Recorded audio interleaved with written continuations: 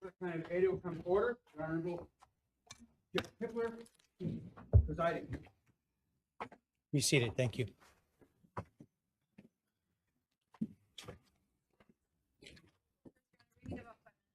Need 5 minutes?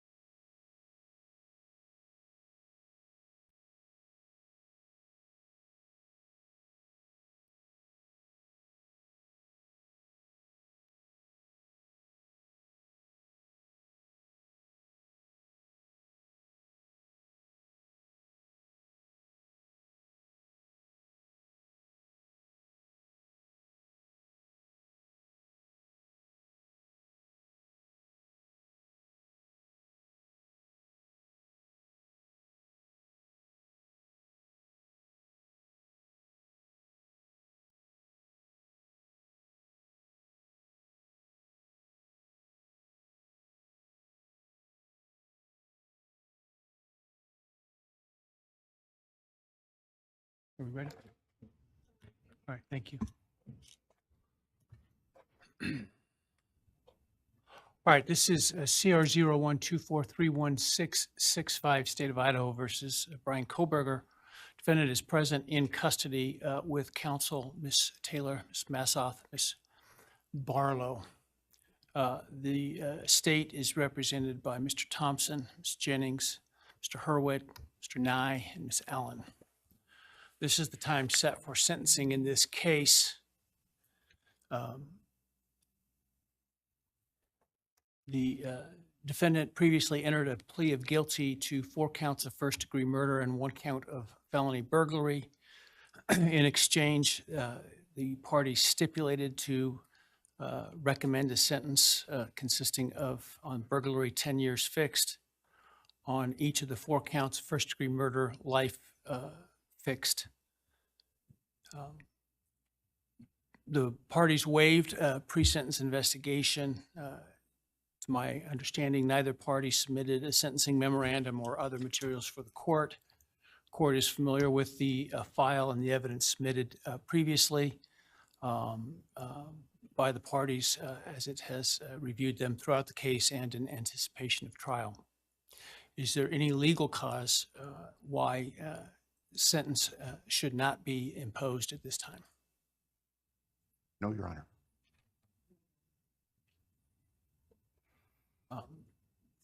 Does the state, before impact statements and arguments, wish to present evidence today? Your Honor, the state does not intend to present evidence in a documentary sense. We have provided the court through the clerk with photographs that we would like to use during the course of our sentencing argument. Sure. All right. Thank you. But no testimony other than impact statements? That's correct, Your Honor. All right. So with that, let's start with then impact statements. Ms. Jennings will be introducing And my understanding, just so I'm clear, I indicated through the trial court administrator that we need to see if any of the victims wish to have the camera not running and audio only. And my understanding is all of them indicated they are fine with the video. Is that correct? Yes, Your Honor, that's correct. All right, very well. Go ahead. Your Honor, the first, and we're taking these in the order, victim impact statements in the order that the charges were listed in the indictment. The first charge being burglary. So we will have Bethany Funk's statement, and she has asked that her friend Emily Allant read that statement. All right, any objection? All right, very well.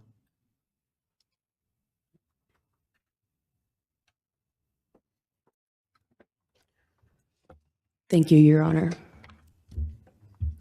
I'll be speaking on behalf of Bethany, and so, yeah, here it reads. My name is Bethany Funk, and I was roommates with Maddie, Kaylee, Xana, and Ethan. I not only lost some of my best friends, but I also lost a sister. Never in a million years would I have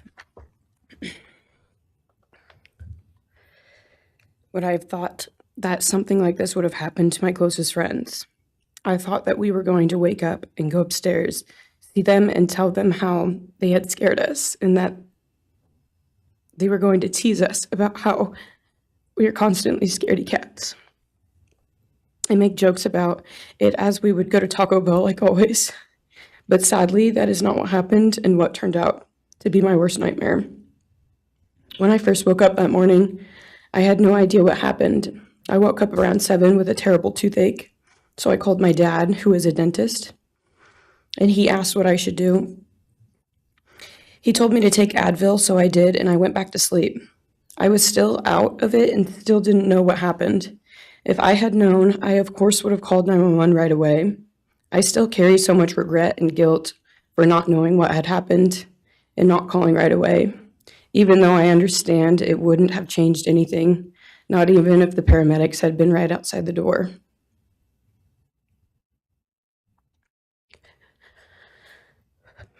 I was so frantic that morning and scared to death, not knowing what had happened. And when I made the 911 call, I couldn't even get out the words. And from then on, I don't remember a thing. It was like my brain wiped that whole memory. That was the worst day of my life. And I know it always will be.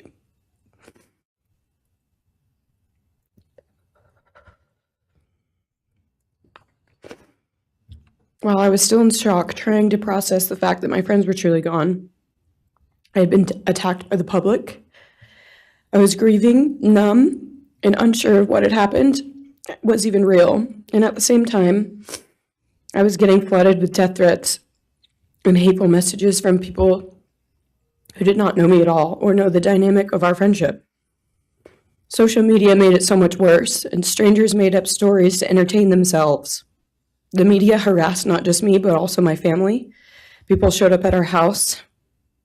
They called my phone, my parents' phones, other family members' phones, and we were chased while I was still trying to survive emotionally and grieve the loss of my friends. I hated and still hate that they are gone, but for some reason, I am still here and I got to live. I still think about this every day. Why me? Why did I get to live and not them? For the longest time, I could not even look at their families without feeling sick with guilt. I did not know what to say or what to do. I was terrified that my presence just made their pain worse, and I was still here when their kid, their siblings, and their friends, their loved ones should have been here instead. After everything happened, I was afraid to go into my own backyard or alone in my house. I was scared that the person who did this would come for me next. I was always scared that the media would try to catch me at any moment of any day, even when I was just walking around my house. I made my parents close all the blinds during the day so no one could see me even in the slightest chance. I barely left the house, and when I did, I made sure I was never alone. I slept in my parents' room for almost a year. I made them double lock every door, set an alarm, and still check everywhere in the room just in case someone was hiding. And I still check my room every night before, and I double lock it. I have not slept through a single night since this happened. I constantly wake up in panics, terrified. Someone is breaking in, or someone is here to hurt me, or I'm about to lose someone else that I love. The fear never really leaves. For a long time, I could barely get out of bed, but one day I realized I have to live for them. They did not get the chance to keep living, but I do, and I will not take that for granted. So now every day I remind myself to live for them, and everything I do it with them in mind. I am still scared to go out in public, but I force myself to do things because I know that they would want me to keep living my life to the fullest.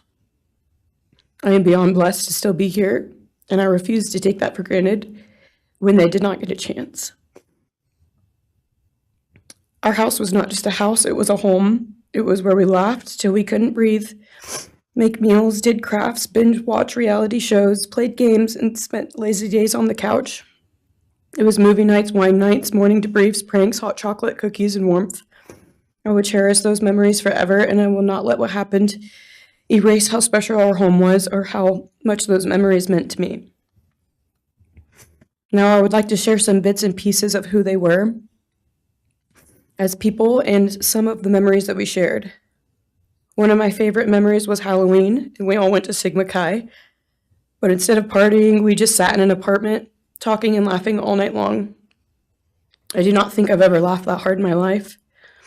We did not care about the party, we were just happy to be with each other. Xana was 1 in a million.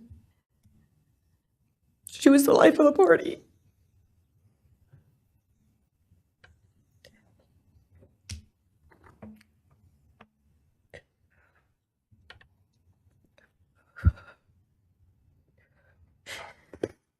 But she was also the kindest and funniest person I knew. Everyone loved her because she made everyone feel so loved. She was just someone you always wanted to be around, no matter the circumstance. One of my favorite days with Xana was when she laid on the couch, when we laid on the couch together all day watching movies and snacking. Or when she, Maddie, and I would go and get margaritas, chips, and salsa. She would also light up a room with her presence alone. Kaylee had the most beautiful, radiant smile, and she was so kind, but also one of the funniest people I've ever known. She loved playing little pranks, and she always had us laughing so hard that we could not breathe. She was so full of energy and life. I really believe that she could have ruled the world if she wanted to, and she would have been America's sweetheart. Ethan was the sweetest, most genuine guy. He was always smiling and always making other people smile too. Ethan was the kind of person you wanted around. He was so kind and easy to talk to and just so fun. And the way he cared for Xana was truly something to admire. And really was proof that storybook love and true romances really do exist. It was not only obvious to me, but everyone that was around Ethan and Xana that they were absolute soulmates. Maddie was not only one of my best friends, but she was the older sister I would have always wanted. There was no one I looked up to or admired more than Maddie. She was truly a ray of sunshine, and everyone was drawn to her. She was so kind, loving, funny, fun, and passionate.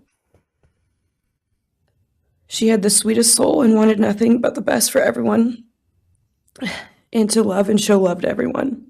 She took me under her wing and always made me feel so safe and included, and above all, loved and valued. She never failed to make me laugh or put a smile on my face. Still to this day, I am beyond grateful that she chose me to be her sorority little, and I thank God every day that I not only got to know her, but had her as one of my best friends. Honestly, I cannot pinpoint one favorite memory with Maddie because I have so many, and this would be a very long read if I did.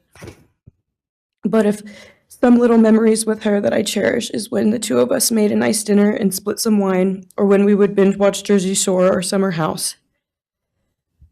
When we came up with a whole dance routine on Halloween and danced and sang all night, like no one was watching. All the late night walks home from going out, and just little shopping trips and so much more. I am beyond blessed that I had the chance to know each and every one of them. They changed my life in ways I would have never put into words. I hope that they are remembered for who they are, not what happened to them, because who they are were so beautiful, and they deserve to be remembered in the highest way. My heart breaks every time I go to text one of them or how badly I wish I could see and hang out with them. And then I remember I cannot. I will never be able to again. But I still talk to them in my prayers every single night, and I always will. I wish more than anything I could hug them one last time. And I wish I could tell them how much I love them. And even though I cannot, I still tell them every night. I will keep living for them as long as I am lucky enough to still be here. And they were all truly one of a kind. And they will be in our hearts forever and always. Thank you. And please convey to Bethany my appreciation for her courage, and I hope that she heals. Next is Dylan Mortensen. We're asking for some accommodations for Ms. Mortensen and that she be allowed to sit in my seat. Sure.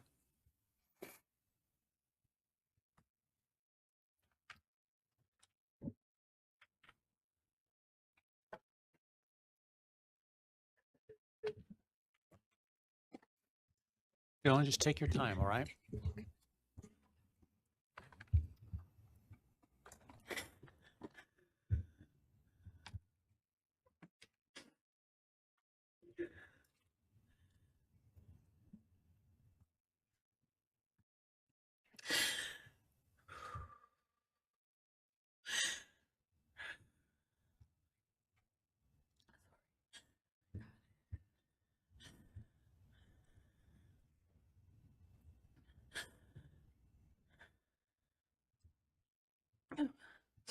Thank you, Your Honor.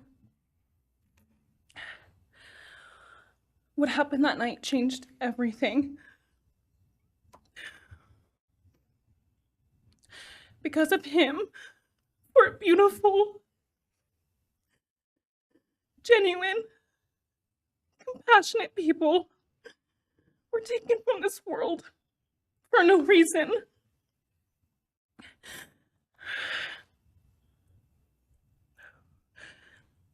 He didn't just take their lives. He took the light that carried it into every room. He took away how they made everyone feel safe, loved, and full of joy. He took away the ability for me to tell them that I love them and that I'm so proud of them. He took away who they were becoming and the futures they were going to have. He took away birthdays, graduations, celebrations, and all the memories that we were supposed to make. All of it is gone. And all the people who loved them are just left to carry that weight forever. He didn't just take them from the world. He took them from me, my friends, my people who felt like my home, the people I looked up to and adored more than anyone. He took away my ability to trust the world around me. What he did shattered me in places I didn't know could break. I was barely 19 when he did this. We had just celebrated my birthday at the end of September. I should have been figuring out who I was. I should have been having the college experience and starting to establish my future. Instead, I was forced to learn how to survive the unimaginable. I couldn't be alone. I had to sleep in my mom's bed because I was too terrified to close my eyes. Terrified that if I blinked, someone might be there. I made escape plans everywhere I went. If something happens, how do I get out? What can I use to defend myself? Who can help?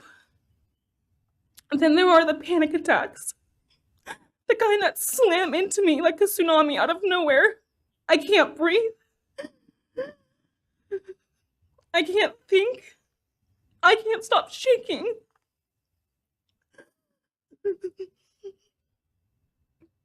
All I can do is scream because the emotional pain and the grief is too much to handle. My chest feels like it's caving in. Sometimes I drop to the floor with my heart racing, convinced something is very wrong. It's far beyond anxiety. It's my body reliving everything over and over again. My nervous system never got the message that it is over, and it won't let me forget what he did to them. People call me strong. They say I'm a survivor, but they don't see what my new reality looks like.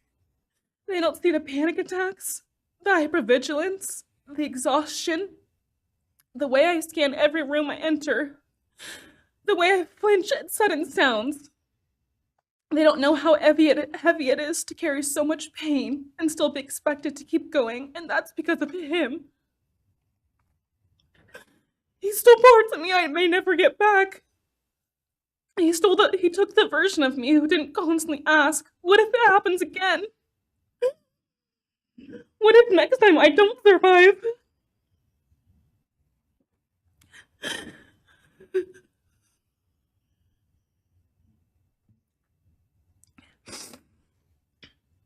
He may have shattered parts of me, but I'm still putting myself back together. Piece by piece, I'm learning how to live in this new version of life.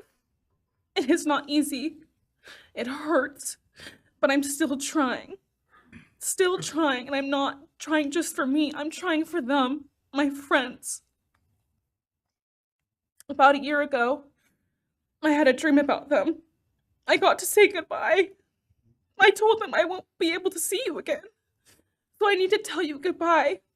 They all kept asking why, and all I could say was, I can't tell you, but I have to.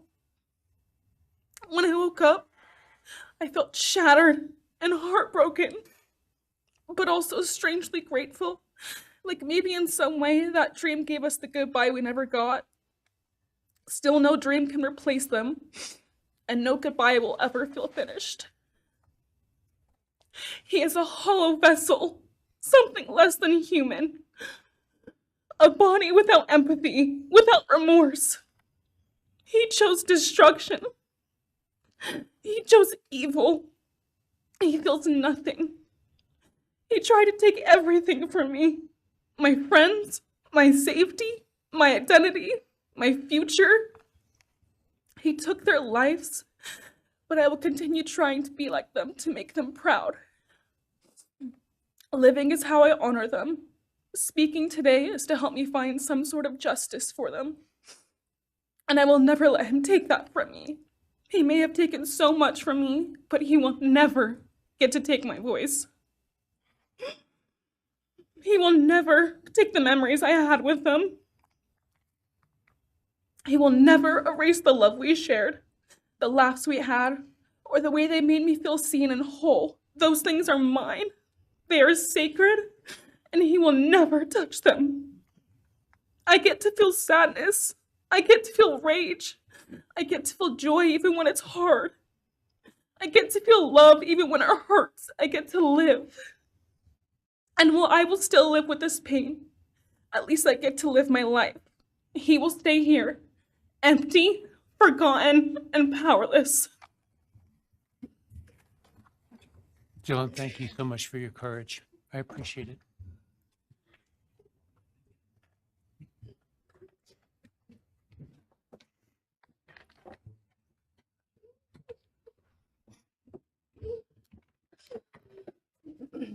Next, we have members from the Madison Mogan family. First would be Scott Laramie, Madison Mogan's stepfather.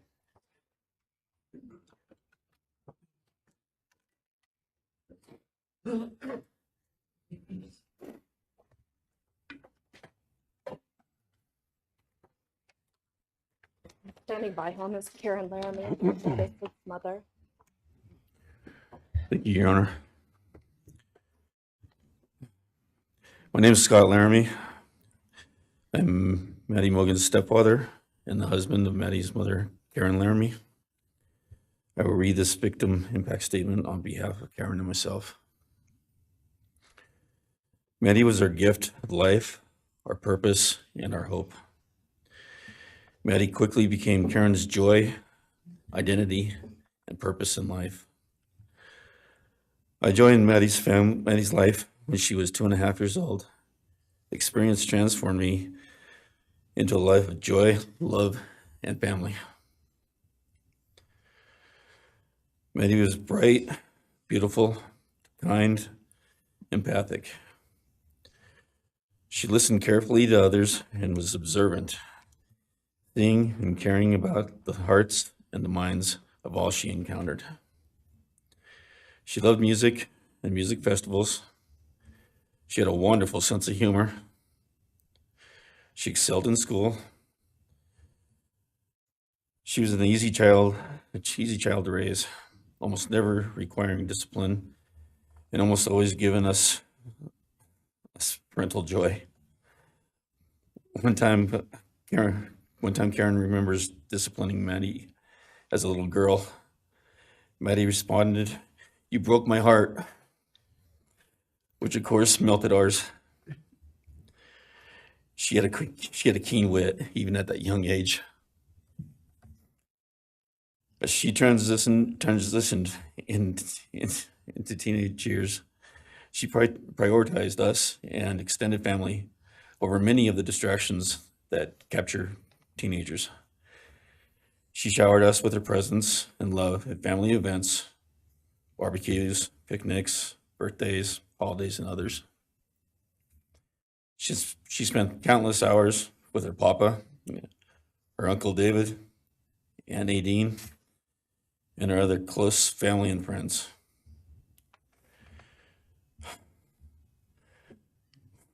This world was a better place with her in it. As she reached adulthood, Maddie applied her studies to be a marketing professional, entering into an internship at Payne West, and started planning her professional future. As with all things, she involved Karen and myself in the joy of her journey. As she transitioned into womanhood, Karen and I continued to be astounded at this wonderful and accomplished person we had created. All parents dream of their children accomplishing more than them. We realized this dream, all we had not become, she was becoming. Karen and I are ordinary people, but we lived extraordinary lives because we had Maddie. Maddie was taken senselessly and brutally in a sudden act of evil. She was taken along with the young, promising, and bright lives of Kaylee, Xana, and Ethan. First, we felt disbelief. Next, we felt disorientation. Then we felt grief overcome us. Our grief is compounded even more for the Goncalves, Kernodle, and Chapin families. We speak of hope and healing, and we do have hope and some healing. But the vast emotional wound will never fully heal. Since Maddie's loss, there's emptiness in our hearts, home, and family, an endless void. After losing her mother in a car crash, Karen took years to grieve and recover. The feeling that her life with Maddie and A was perfect helped her to start to heal. Now, this is no longer perfect. After Maddie's loss, Karen felt like she was spinning out emotionally collapsing into anxiety and depression. She sometimes asks, "How am I supposed to go on when I've lost my favorite person in the world?" I felt the same, and we continue to struggle. The loss of Maddie has impacted so many beyond our family. Her second family is her sorority sisters who grieve alongside us. She has so many close friends who suffer from her loss. We will continue to be her loss will continue to be felt by the Vandal community, including Vandal Solutions on campus, where she volunteered her time for others.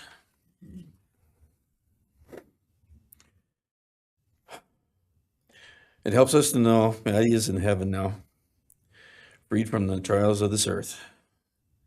We, however, continue to live on without the grace and support of her presence. We will grow old without our only child, our bright, beautiful friend and daughter. In the end, there are no words that can accurately capture the devastation of losing Maddie. We will endure, and we will go on. For Maddie, we will not let our grief consume us. For Maddie, we will continue to love and care for our family and friends, including the families of Kaylee, Santa, and Ethan. We will remain united with them. We can only hope that others out there suffering similar losses can look to us and see that we can overcome hatred, darkness, and evil. We know the law allows us to comment on the defendant and his sentence. As for his sentence, we support the plea agreement. Society needs to be protected against this evil. As for the defendant, we will not waste the words, nor will we fall into hatred and bitterness. Evil has many faces, and we now know this, but evil does not deserve our time and attention. We are done being victims. We are taking back our lives. We will turn our time, talents, and attention to hope, healing, and helping others, and to the future. We invite all those who have suffered with us on this to join us in our journey. We can make this world a better place. We can move on from tragedy. Adversity will visit us, evil will visit us, but we will overcome. We can and will endure. Karen and I express our gratitude to Your Honor and to the prosecution team for allowing us the opportunity to make this statement. Thank you. Thank you so much for your courage, and I am so sorry for your loss. God bless Your Honor.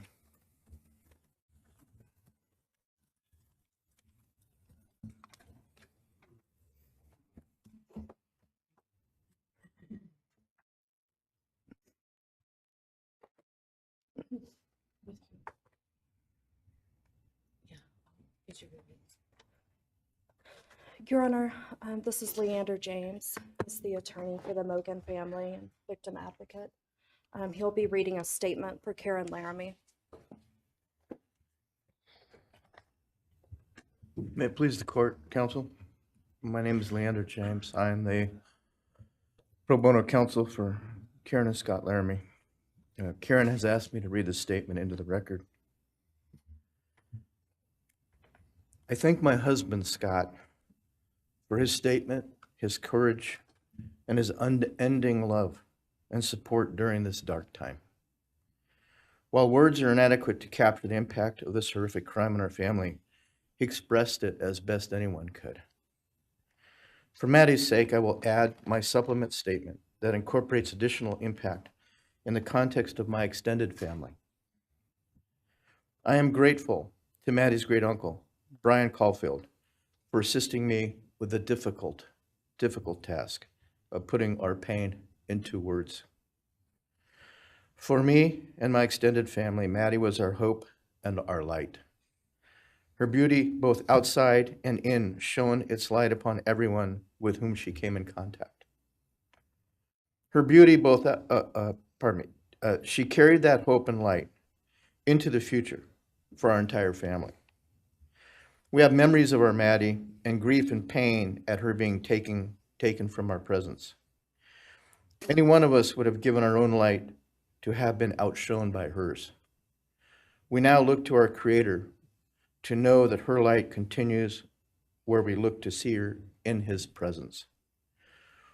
Those who commit evil for their own twisted gains and purposes truly defile the efforts and sacrifices of mothers, fathers, families, teachers, clergy, public servants, service members, and all those who commit themselves to the greater good, freedoms, and the future light of our nation. Condemnation falls heavily upon those who squandered the lives of our future hopes and dreams. Some may offer forgiveness for what the defendant has done. However, we cannot at this time, or perhaps ever, nor will we ask for mercy for what he has done. His acts are too heinous, the agony and grief he has caused too great. But we will waste no further words or thoughts on him. For Maddie's sake, we will move on. We will do our best to carry Maddie's light into this world and make it a better place. I thank the court and the prosecution for allowing me the opportunity to make my statement, and I thank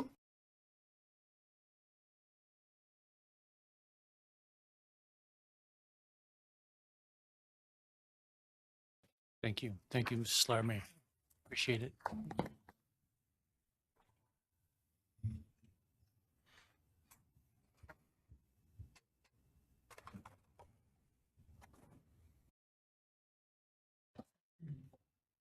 Next is Ben Mogan, the father of Maddie Mogan.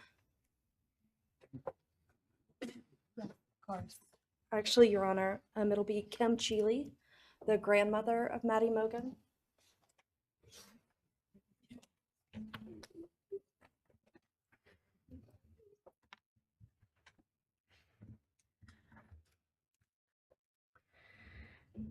My name is Kim Cheeley. I was Maddie Mogan's paternal grandmother, as Ben Mogan, her father, is my son. I'm here today with my sister Lori Cheeley, Maddie's great aunt, and my son Ben Mogan, and my daughter-in-law Corey Hatrock. I'd like to begin by thanking a number of people involved in bringing this case to closure. In my daughter's words, the plea deal the prosecution team reached this month is one that punishes the perpetrator of this horrendous crime, protects the public from further harm, and allows all of us who knew and loved these kids the time to grieve without the anxiety of the long and gruesome trial, the years of appeals, and potential for mistrials along the way. My family and I are so grateful to Bill Thompson and his prosecution team for their dedication and painstaking work that forced the perpetrator to admit his guilt. We want to thank the Idaho State Police, the Moscow Police Department, the FBI, and Judge Hippler. We'd also like to thank the University of Idaho officials who have treated the families of the victims with such dignity and kindness, and who have honored the 4 victims beautifully. Maddie was my first grandchild, so when she was born, all her grandparents had the distinct pleasure of deciding what we'd like to be called. I chose Nana, pretty original. But when Maddie was about a year and a half old, her papa, Ben's dad, and I were planning to visit the new little family in Oregon. Maddie didn't have an extensive vocabulary at the time, but for some unknown reason, she called bananas ba-deedle-deedles. When Karen and Ben told her Nana was coming to visit, she figured, I say deedle-deedle for that word. So I became Deedle-Deedle, shortened to Deedle when she was about 6 or 7, and I was Deedle all her life. I don't think her stepdad, Scotty, ever knew my given name was Kim. Maddie's and my birthdays were one day apart, and a couple years before she was killed, she gave me this necklace with Deedle and Maddie engraved on it, and I added an angel wing, and it's one of my treasured possessions. I also got an angel wing tattoo, never thought I'd see the day, but along with many members of our family, replicating the one that Maddie and her sorority sisters had. I wanted mine where I could see and touch it often. From preschool through grade school, I stopped teaching piano lessons early on Wednesdays and picked Maddie up for bubble baths, brownies, and books. It was our special time together. And she went home those nights in her jammies with a pan of warm brownies for her family. Although Karen and Scotty raised Maddie and did such a lovely job of parenting, we Mogans were lucky to have her for holidays and many other family gatherings. We'll always have our treasured memories of Maddie growing up in our big, extended, cooperative family. And I thank Karen and Scotty Laramie for being so generous and open and sharing Maddie with her Mogan side of the family. When the 4 kids were murdered, the foundation fell out of our world. Initially, the fear was truly debilitating. The first 6 weeks were excruciating. Despite the vigils, memorials, candlelight gatherings of students, friends, family, community members. After the arrest, in the past 2.5 years, my family has lived with grief, with the effects of traumatic grief, of which I was blissfully unaware before all of this. I now have a stack of books on grief. I've attended grief classes at hospice. I've tried EMDR, a technique that helps replace disturbing visions with something more comforting. My son Ben, his 2 sisters, Maddie's aunts, and I have all experienced depression and anxiety and sleep disturbance, requiring medical intervention at times. We've all sought counseling off and on. The struggle with media attention was extremely difficult, especially for Ben. No one should live through the violent murder of one's child. Some days it's beyond me how the parents of these kids are still upright. I'm thankful for the strong families and communities that are supporting the survivors. At the time, I could think of only 2 blessings surrounding the horrific murders. One was that Ben was living with my partner Tom and me at the time, and that we could support each other emotionally through it all. Sadly, Tom died a year ago of a rare brain cancer, and he won't be here to see justice served. He was our family's rock, and we all miss him every day. A second blessing is that my mother died of COVID several months before the kids were killed, and she didn't have to live through the horror. It was difficult to identify blessings. So we've all lost our dear child and a future with her. I ache for the loss of the dreams that she and her true love, Jake, held. And my heart goes out to Karen and Scotty and your side of Maddie's family. You've had more than your share of loss. My heart aches for the kids' roommates and the families of the other victims, and also the family of the perpetrator.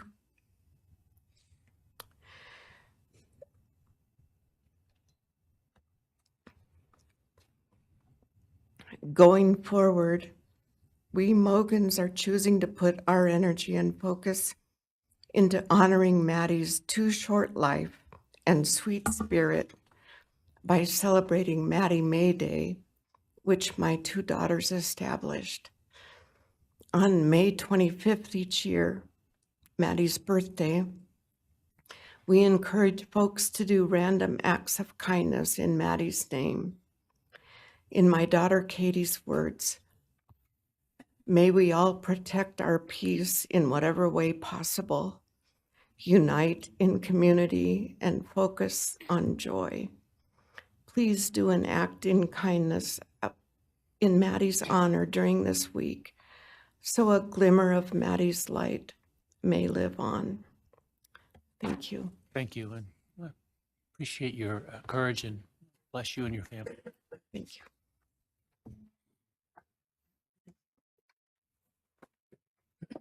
Now it's Ben Mogan, Maddie Mogan's father.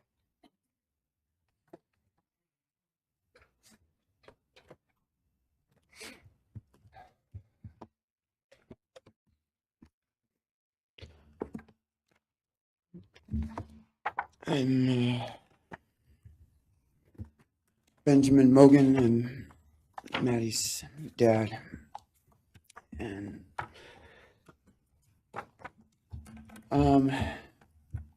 first I just want to say thanks to all the people that helped bring this all to a close. I know it's not the resolution that everyone, wanted, but I think that that everyone worked so hard, and we really appreciate all their efforts. It was such a hard thing to go through for everybody.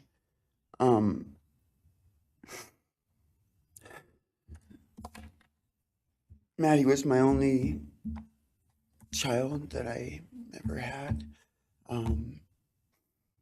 She's the only great thing I ever really did, and the only thing I was really ever proud of. And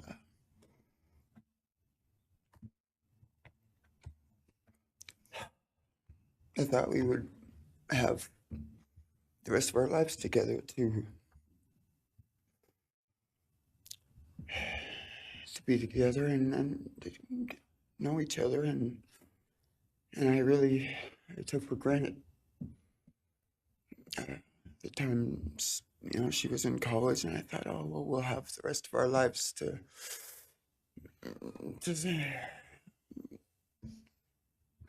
do all the stuff that we're supposed to do, and she was just about done. She actually earned all of her credits for her college degree, and Karen and Scotty and I got to go and get her diploma that she actually earned, and she served every bit of that. And but I thought that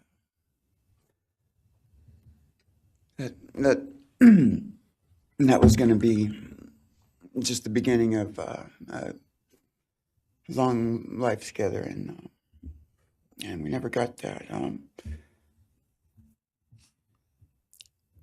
Karen and Scotty did such a great job raising her after Karen and I split up, and I'm so thankful for Scotty and the role that he played in her life when I wasn't able to.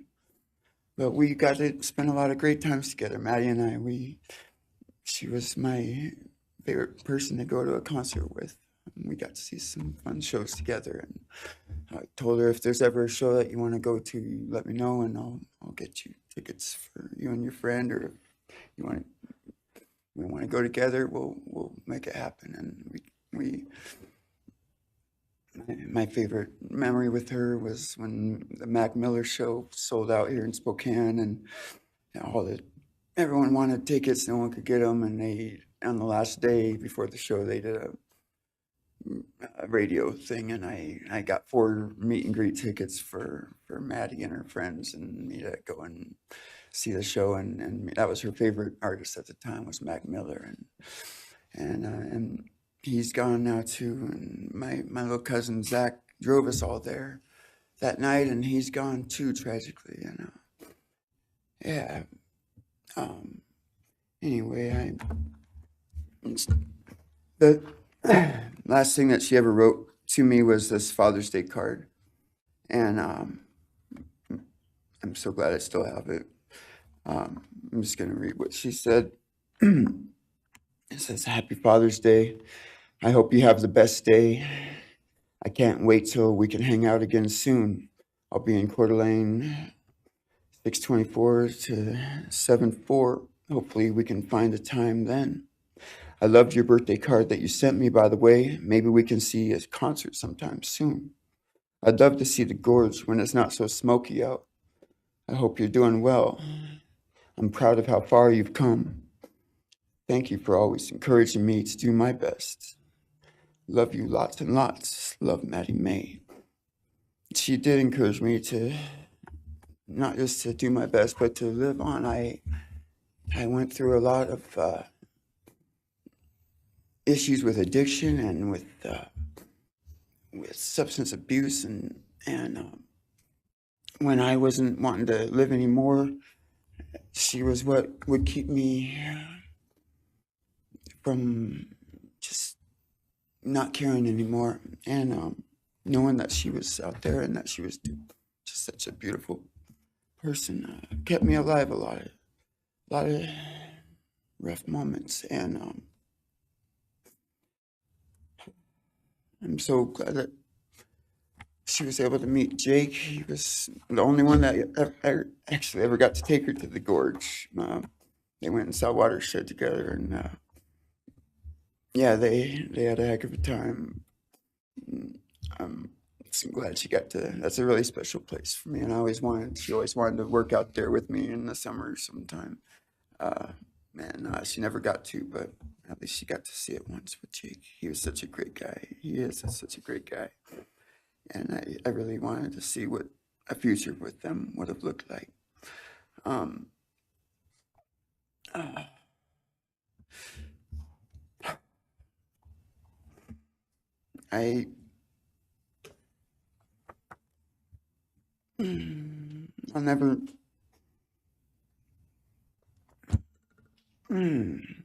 I'll never be able to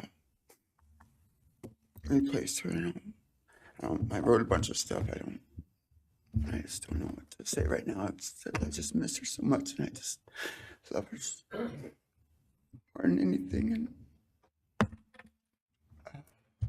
it shouldn't have happened. And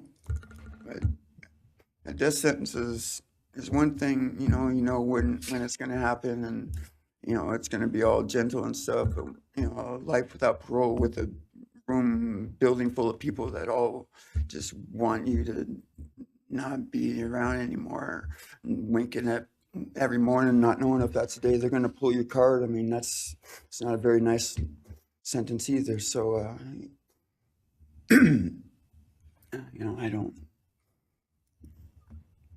I just love you, Maddie, and I wish you were still here. Thank you so much.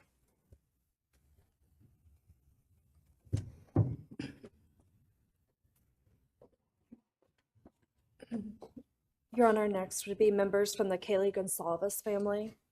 First will be her father, Steve Gonzalez.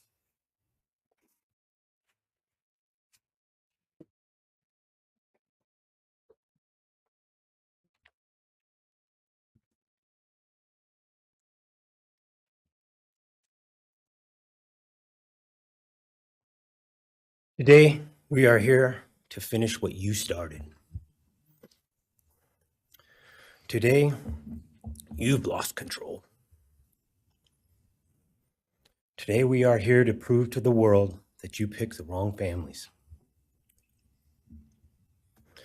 The wrong state, the wrong police officers, the wrong community.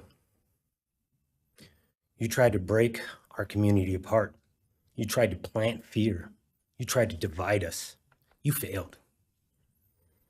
Instead, your actions have united everyone in their disgust for you. I just learned from these lead investigators, to their shock, they worked in an investigation and actually worked with Pennsylvania police officers and the federal FBI. You united everyone. Everyone was united after you. None of us are divided. We are united in our disgust and our love for these children. Today, you have no name. Because when this all started, we all came together and we said, let's stop even talking about his name and just use initials. So even the media just calls you BK. That's all you are.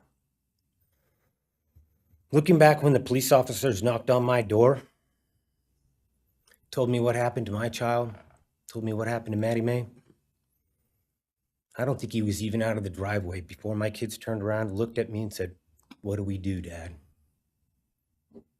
I told him, "You get to work. You get your ass to work." And we started calling, we started texting, we started emailing. And you know what? Within hours, we had your white car on the camera. We knew from the very beginning we had you. Police officers tell us within minutes they had your DNA, like a calling card.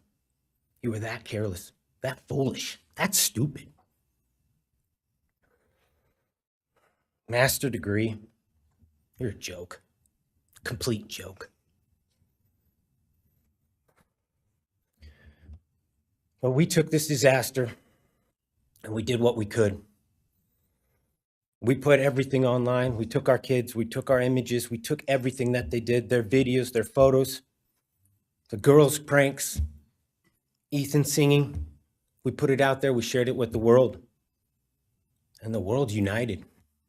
And all they ended up, when they talked about this case, is they talked about Kaylee Jade, Maddie Mae, Xana, and Ethan. Everything what these people meant to us, a father, a mother, a brother, a sister, we shared that with our community. Then we shared it with our state. We shared it with the country, and eventually we shared it with the world. The world's watching because of the kids, not because of you. Nobody cares about you. You're not worth the time, the effort to be remembered. In time, you will be nothing but two initials forgotten to the wind. No visitors, nothing more than initials on an otherwise unmarked tombstone. From this moment, we've all started. From this moment, we will forget you. We want to all leave in closing. One last thing. You picked the wrong family, and we're laughing at you on your trip to Penn. That will be today or tomorrow. I'll close with, God bless all the men and women that worked on this case and all the hard work that you guys did. You guys allowed us to grieve and allowed us to get through this. The amount of work that you guys put together and the way that you guys put it together was beautiful. There was hard times to be expected, but thank you all. God bless. Thank you.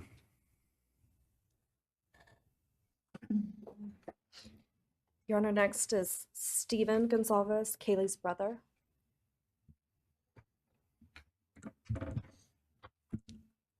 Stephen's actually gonna pass. I'm gonna go. Olivia Gonzalez, Kaylee's sister. Hello, I'd like to start by thanking the court for allowing me the time and opportunity to speak today.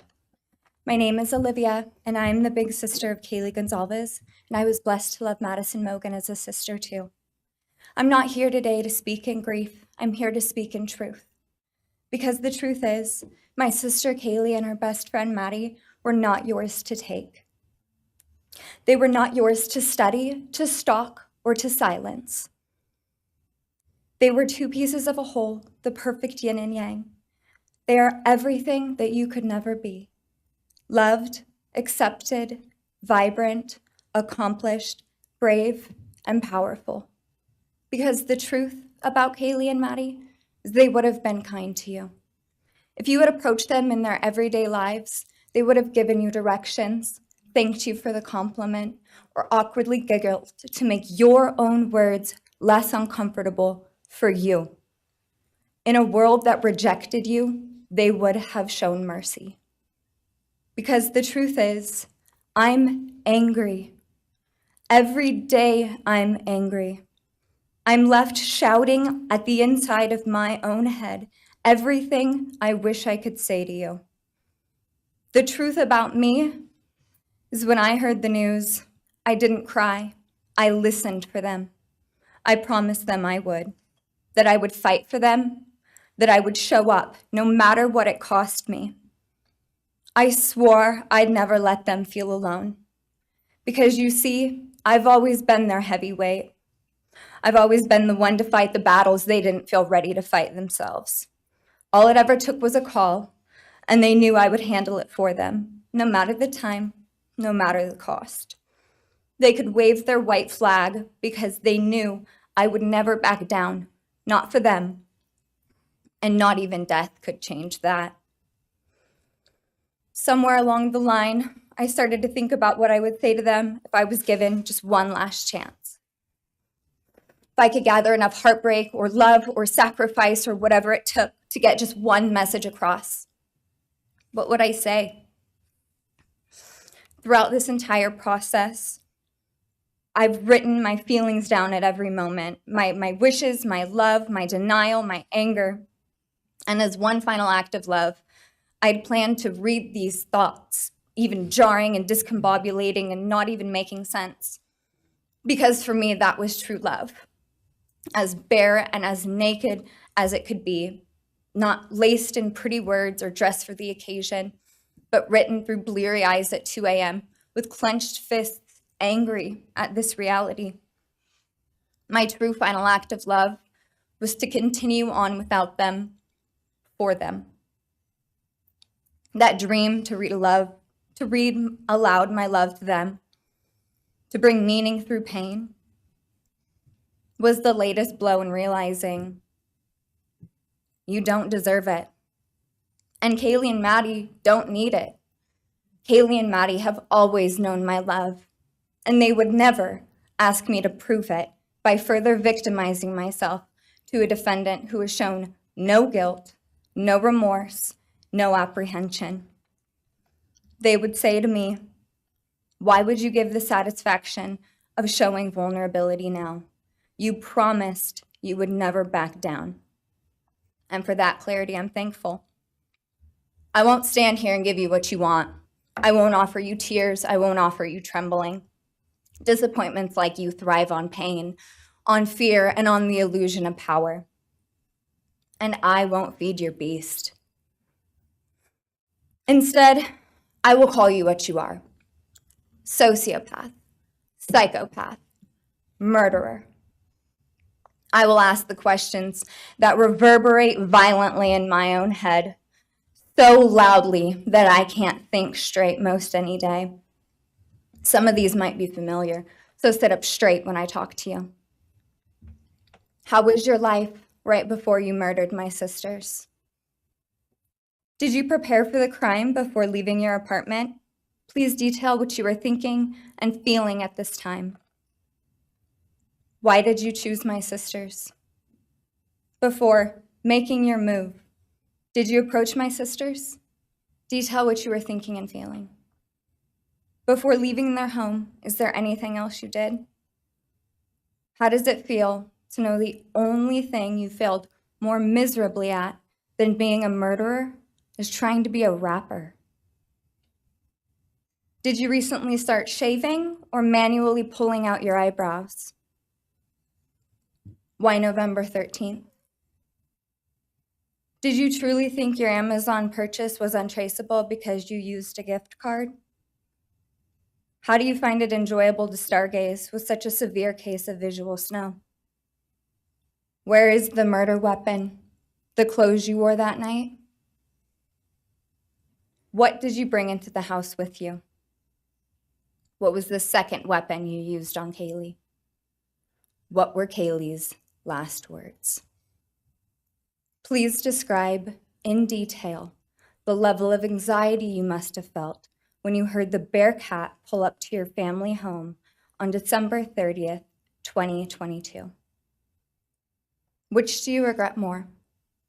Returning to the crime scene 5 hours later, or never, ever going back to Moscow, not even once, after stalking them there for months? If you were really smart, do you think you'd be here right now? What's it like needing this much attention just to feel real? You're terrified of being ordinary, aren't you? Do you feel anything at all? Or are you exactly what you always feared? Nothing. If you're so powerful, then why are you still hiding, defendant? You see, I'm here today as me. But who are you? Let's try to take off your mask and see. You didn't create devastation. You revealed it in yourself. And that darkness you carry, that emptiness, you'll sit with it long after this is over. That is your sentence. And it was written on the wall long before you ever pled guilty. You didn't win. You just exposed yourself as the coward you are. You're a delusional, pathetic, hypochondriac loser who thought you were so much smarter than everybody else. Constantly scolding, turning your nose up to grammar mistakes, nitpicking and criticizing others. You wanted so badly to be different, to be special, to be better, to be deep, to be mysterious. You found yourself thinking you were better than everyone else, and you thought you could figure out the human psyche and see through it, all while tweaked out on heroin. Lurking in the shadows made you feel powerful because no one ever paid you any attention in the light. You thought you were exceptional, all because of a grade on a paper. You thought you were elite because your online IQ test from 2010 told you so. All of that effort just to seem important. It's desperate. There is a name for your condition, though. Your inflated ego just didn't allow you to see it. Wannabe. You act like no one could ever understand your mind, but the truth is you're basic. You're a textbook case of insecurity disguised as control. Your patterns are predictable. Your motives are shallow. You are not profound. You're pathetic. You aren't special or deep, not mysterious or exceptional. Don't ever get it twisted again. No one is scared of you today. No one is intimidated by you. No one is impressed by you. No one thinks that you are important. You orchestrated this like you thought you were God. Now look at you, begging a courtroom for scraps. You spent months preparing, and still all it took was my sister in a sheath. You work so hard to seem dangerous, but real control doesn't have to prove itself. The truth is, the scariest part about you is how painfully average you turned out to be. The truth is, you're as dumb as they come. Stupid, clumsy, slow, sloppy, weak, dirty. Let me be very clear. Don't ever try to convince yourself you mattered just because someone finally said your name out loud. I see through you. You want the truth? Here's the one you'll hate the most. If you hadn't attacked them in their sleep, in the middle of the night, like a pedophile, Kaylee would have kicked your fucking ass. Thank you. Thank you.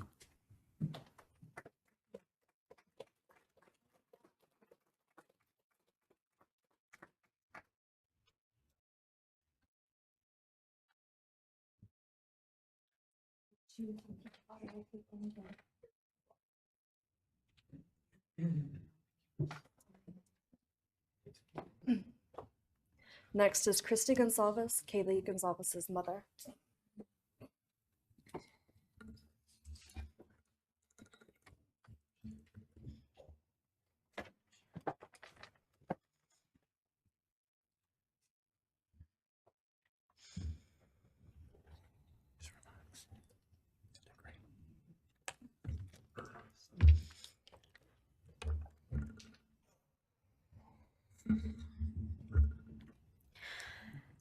Thank you, Your Honor. I never imagined having to speak to someone so devoid of humanity. For a long time, I didn't think I'd find the words low enough to meet you where you are. But now I realize this isn't about you. It's about what you've done to me, and I need you to hear it. When you murdered my daughter, Kaylee Jade Gonzalez, You didn't just take her life, you shattered others. You attacked what you could never be, and in doing so, you left a trail of devastation far beyond that house. You stole my peace. You've altered my every waking moment, every sleepless night, the way I view the world, people, safety, trust. It's all been changed by your cruelty. I no longer recognize parts of myself. Joy is harder to find. Laughter feels foreign.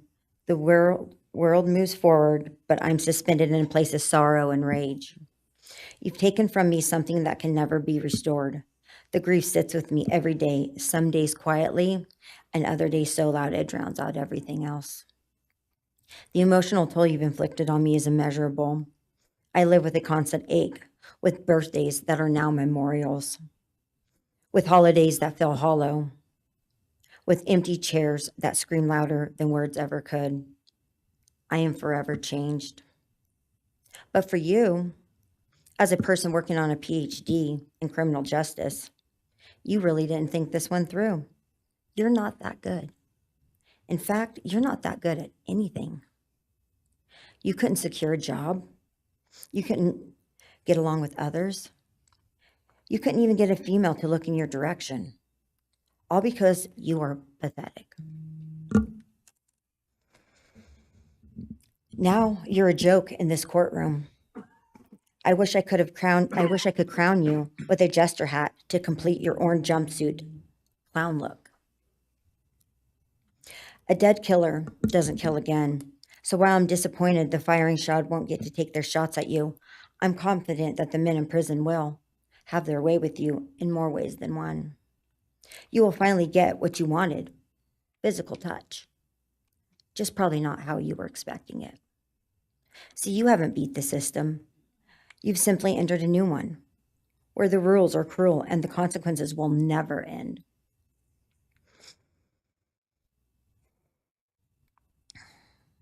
You are entering a place where no one will care who you are and no one will ever respect you. You will be forgotten, discarded, used, and erased. You will always be remembered as a loser, an absolute failure. And when those prison doors slam shut behind you, I hope that sound echoes in your heart for the rest of your meaningless days. I hope it reminds you of what we all already know. You're nothing. May you continue to live your life in misery. You are officially the property of the state of Idaho, where your fellow inmates are anxiously awaiting your arrival. But it's okay, because they're there to help you. Hell will be waiting. Quick message from our youngest daughter.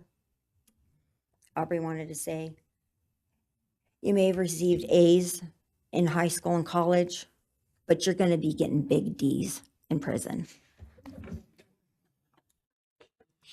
Thank you.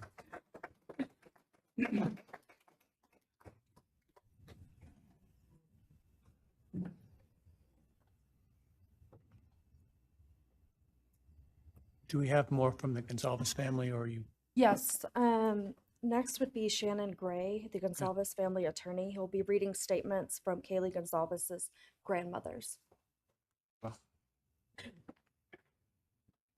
Morning, Your Honor. Shannon Gray, the attorney for the Gonzalez family. I actually have 3 statements, one from her aunt and 2 from her grandparents. This is from her aunt, Tammy Butts. You, in the cloak of darkness, made a decision to turn our whole family's world upside down forever. You, in the cloak of darkness, took our Kaylee J. Gonzalez away from us all without hesitation.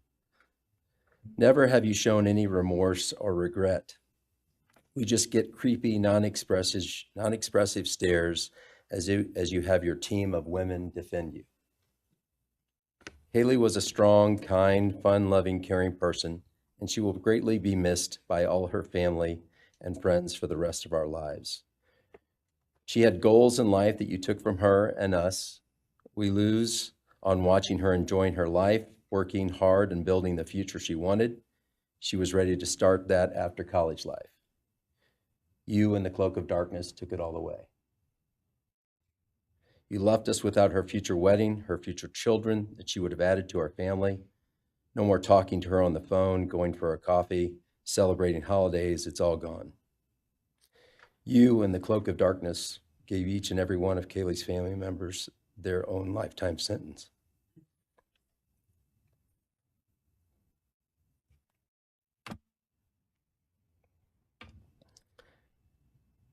You, in the cloak of darkness, also took our Maddie Mae from all of us.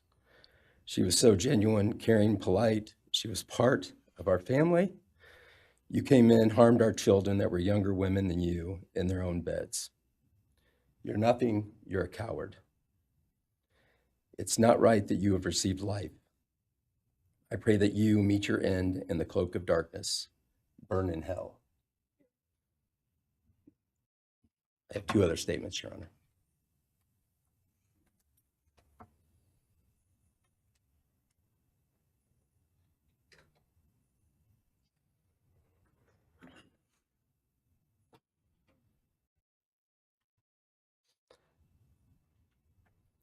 This is Linda Lucan's statement. This is Kaylee's grandmother. I really don't know how to address something so inhumane, but I will try. Nothing in the past 2.5 years has made any sense. All I get is you cowardly went into a home at night, filled with what I'm sure you thought was all sleeping girls, and went on a vicious killing spree for no other reason but to appease your demonic urges.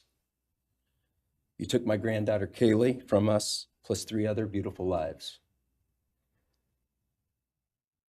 You took my granddaughter Kaylee, beautiful, sweet-souled, doll-faced Kaylee, who was getting ready to start her amazing life, who had such a bright future, who was loved by so many, who you were so envious of. She had a life you could never have. You are so beyond human. You're definitely a demon from hell. I truly wish your punishment would be the same death you inflicted on our kids. But I think you will meet some new friends in prison who will be there just to help you. Thumbs up.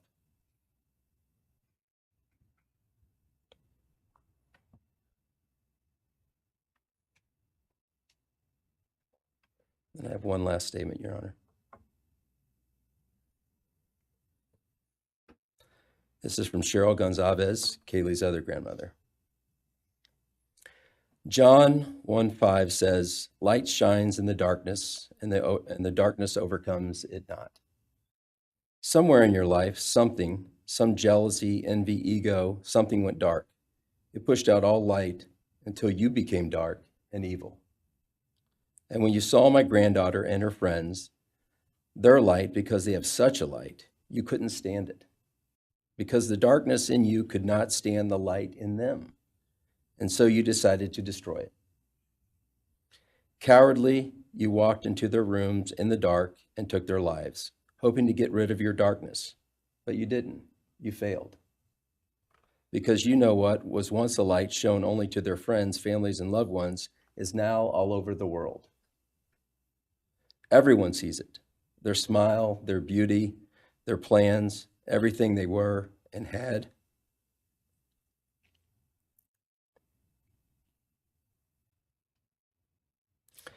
And you think you put a close to it, even that, but you didn't.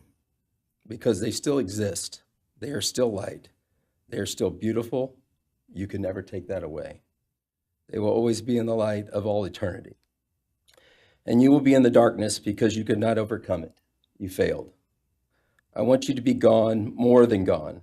I want you to be cast out. Cast out from my life, from my family, from this earth. I will not allow your hatred to penetrate into my own soul. You did not get that power. You are evil, and in the end, evil is eradicated. You didn't take Kaylee's light, you spread it into the world. Thank you, Your Honor. Thank you.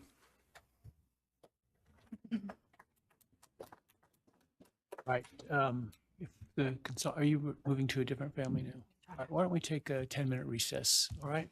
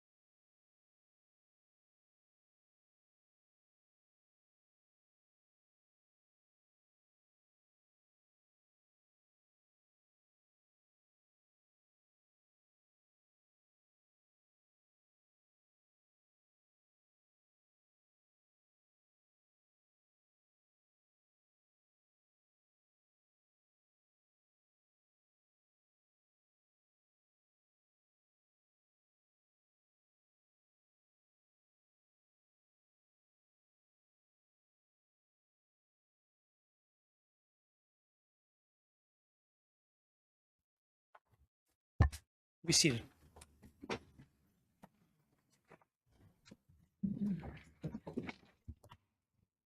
All right, Ms. Jennings. Thank you, Your Honor. The next family is the family of Xana Kernodle, and first would be Jasmine Kernodle, Xana's sister.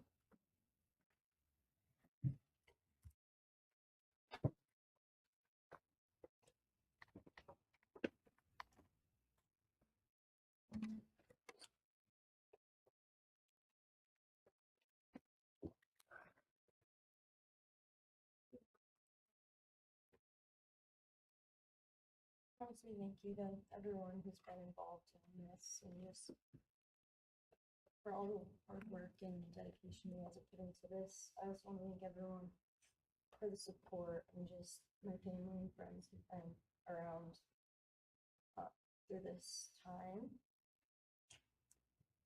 I went back and forth on whether to speak today because the truth is you don't deserve power over my feelings, my words, or me. Thank you. In the end, I realized this moment isn't about you. It's about justice for Xana, Ethan, Kaylee, and Maddie. It's about honoring the beautiful people they were and still are in God's eyes. On November 13th, 2022, a piece of my heart was ripped away. There's no way to ever fully describe the weight of losing my sister, my best friend. No sentence or punishment will ever come close to the justice Xana, Ethan, Kaylee, and Maddie deserve. Xana was everyone's best friend. She was kind, she was funny. She was a gift to each person she was able to make an impact on. Xana was someone I turned to when I needed direction or advice. Although I am her older sister, I often found myself looking up to her. She had a radiant energy that everyone loved, and she always knew the right way to approach a problem. She knew how precious and special life was, and she truly did live every day to the fullest. Yet her story was cut short by an act of evil. I believe in a God whose justice is not bound by this courtroom. I find peace knowing that judgment ultimately belongs to Him. For your sake, I hope one day you feel the full weight of what you did. I hope you take accountability. I hope you truly experience the guilt and you surrender yourself to Jesus Christ. Because no punishment on this earth can ever compare to the isolation and pain of eternal separation from God. Xana deserved more. They all did. But I come here to say this. I am strong. I am brave. I'm a fighter, just like Xana. And you don't get to control how I move forward or what I believe. I walk with the comfort of knowing I will see my sister again. Xana didn't get the future she deserved. She won't be the maid of honor at my wedding, the cool aunt to my future children. I'll never hear her laugh or see her light up a room ever again. But I will carry her with me for the rest of my life. I will live in her honor, fight to be the best kind of woman and someone she's proud of, to make sure the world never forgets who she was. Xana's story doesn't end with what was taken from her. It lives through the love she gave, the people she touched, and the legacy our family will protect. Her light still shines, and her voice will echo louder than this pain. You didn't take that from us, and you never will. Thank you.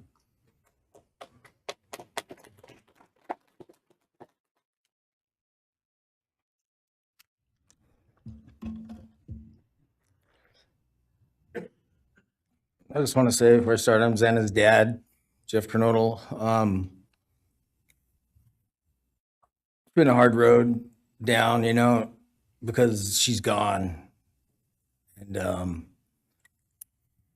want to thank everybody, other their families that speaking so far, spoke about things. I agree with everything they have to say. It all comes back to a lot of the same things that I've had to deal with and we as a family have had to deal with. And that brings me basis of what I'm talking about a little bit is on my way up here, flying up here in the plane, and about halfway through the flight, this little girl is calling out for her dad. Hey, dad, dad, dad. And then in my mind, I was kind of half asleep. It's dark on the plane. I heard Xana calling out for me like she did, back when she was little, 5 years old. And those times were hard. It was chaotic, but we always had something to work toward that was in a positive direction, compared to right now, which is necessarily not as positive as that for sure. And I know I miss Xana a lot. My life's been changed, and Xana had a great impact on me. And the impact was when she was gone, I realized how important she was and what she really did for me, influenced me, was way beyond what I ever thought. She'd call me up on the weekends, check on me, see who's with me. She's like accountability to your youngest daughter. And that really made a big difference. It made me really think about things and what it's all about, That's the things that I miss the most, is those calls on the weekends, the calls at 11 at night. What's going on? You want to meet my friend? Whoever she's with, a couple of her friends, I can meet them, talk to them. And she always did that. And it's pretty cool. Pretty cool. I really miss that. And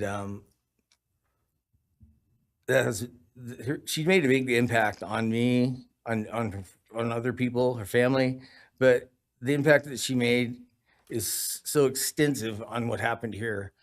And it goes so far. People from everywhere in the world, are following things, and Xana has made a difference in their lives. So, countless people told me that they might not even know her. They never knew anything about her. It's what they see, and they just love her and say how they wish she could have been their friend. Could have been their friend, could hung out, and it's like, this is the blessing, this is the little kid was, and definitely was a big blessing in my life, and so is Jasmine, and basically, we worked hard to do the things we did, through the times they were growing up, and through those times, I realized that I wanted both of them to graduate college, and that'd be the ultimate thing for them to do to prepare for the world. Then it came back to me, Xana didn't get to finish college. He had it all figured out. And this all came back to me when I was there, and that little girl was on the plane doing that. It's like where I was going, what I was going here for. And then I just realized and thought to myself about the wonderful life that she had and we had together. And I still get to have with Jasmine, but that's the part that really counted.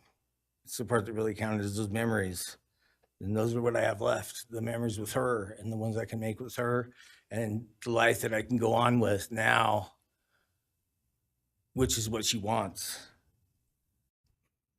And I say that in present tense because that's what she wants, because I've been told that, I've been countless ways that she's out there and has a way to communicate, which I'm very grateful for.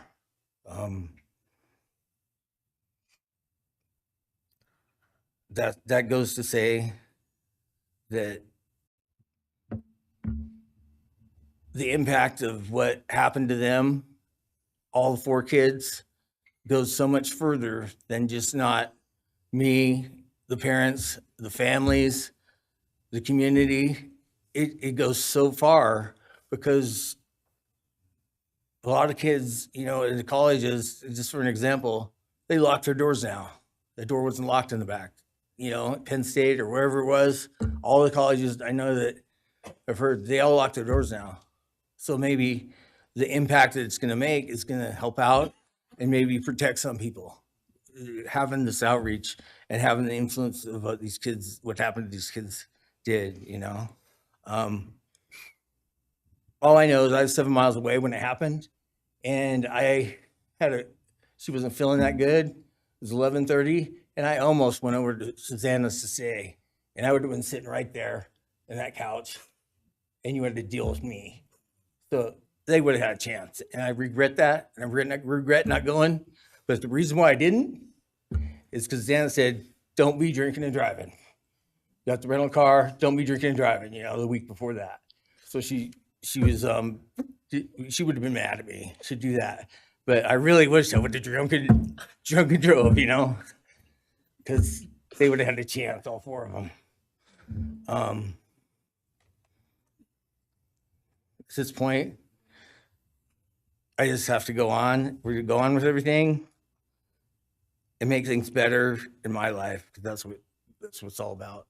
I have closure in things, and the part that we miss is Santa, her influence, her smile, the things that she did, and we have the memories left, the great memories, and she just wants us to make more memories and not be sad or upset or shocked or taken for that, you know. And that's what we're gonna do. We just have to. That's all I got. Thank you for your words and your courage, and bless your family.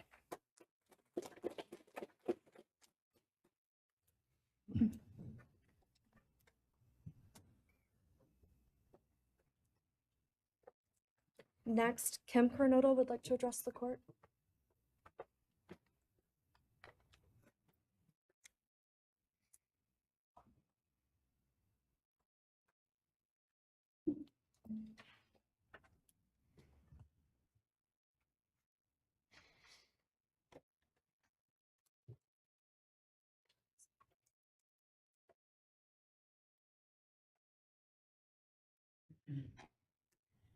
Thank you, Your Honor. My name is Kim Kernodle.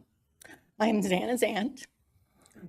I was very blessed to have her in my life, in our family. And I thought I had everything in my head, what I wanted to say, but it kind of went out. And I'm always looking for the positive thing, because evil, hate can destroy people. And that's what it started doing with our family. It created anger with our family members. And then I had to look, because Xana was everything that the media, her friends said. She was that fun, loving, high-spirited, beautiful person. And I no longer get to get my nails done with her, have lunch with her.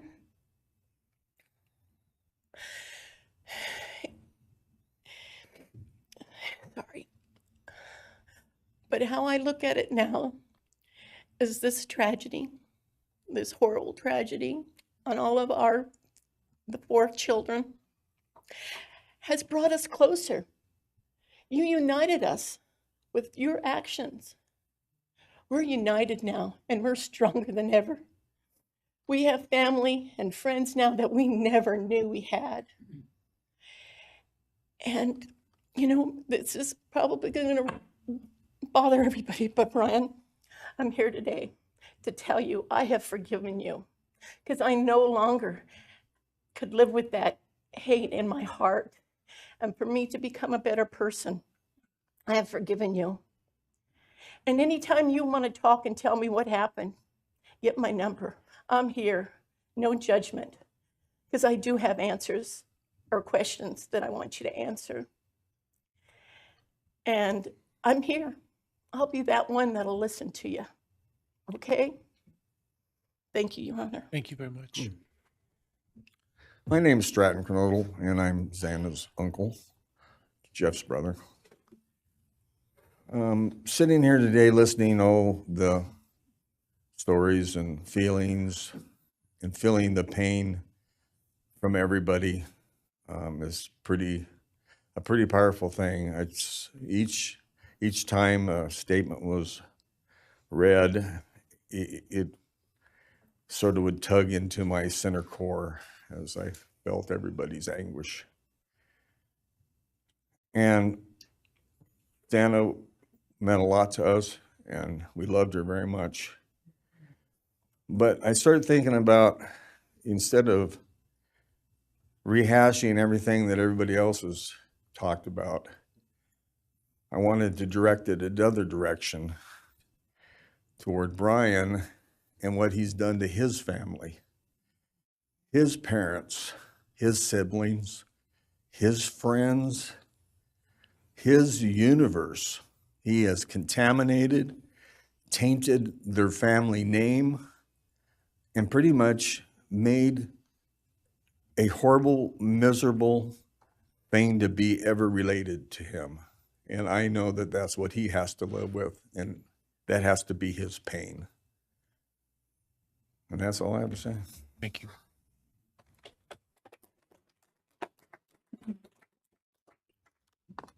Next, Your Honor, I believe Randy Davis, stepfather to Xana Kernodle, would like to address the court.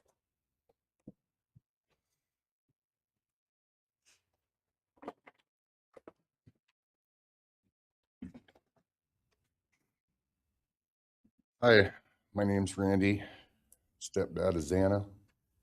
I just feel the same way we all do. All of us are united because of something that happened. And I'm grateful to know and have met some new family because of this awful event. But this is probably the last time we're all going to be in the same room together. Let's be real. So I can say, I love you all, and I feel your pain. Just God bless us all, you know, just get through it. I had stuff wrote up. It was probably best I didn't read it out. Probably get kicked out of here. So, you know, I'll share one thing to you guys, not to you, with Xana. So I was working in North Dakota and came home, and Jazzy and Xana had taken our son Elijah and put him in a dress, makeup, and it was awful, you know. I was like, I don't know. She was funny. I told her she'd be in the movies and be somebody great one day like that. And now she is just above us as an angel with all the other beautiful kids. So let's hold that to our hearts, because this evil thing is not going to take nothing from us. You, man, I don't know what my limits are here, but I'm really struggling, dude. I am struggling. So I want to just be out in the woods with you, just so I can teach you about loss and pain. I love God. I wouldn't take your life. That's up to him. But I guarantee you, you are weak. God, I would just give a moment, man, 5 minutes out in the woods. Oh, man. Ooh. You're going to go to hell. I know people believe in other stuff. You're evil. There's no place for you in heaven. You took our children. You are going to suffer, man. I'm shaking because I want to reach out to you, but I hope you feel my energy, okay? Go to hell.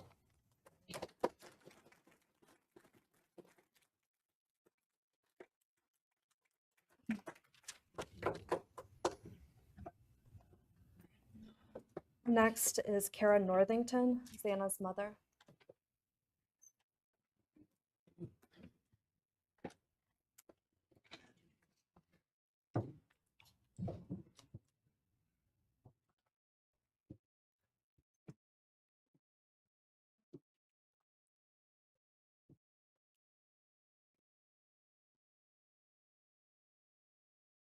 I'm Cara Northington. I am Xana Kernodle's mother.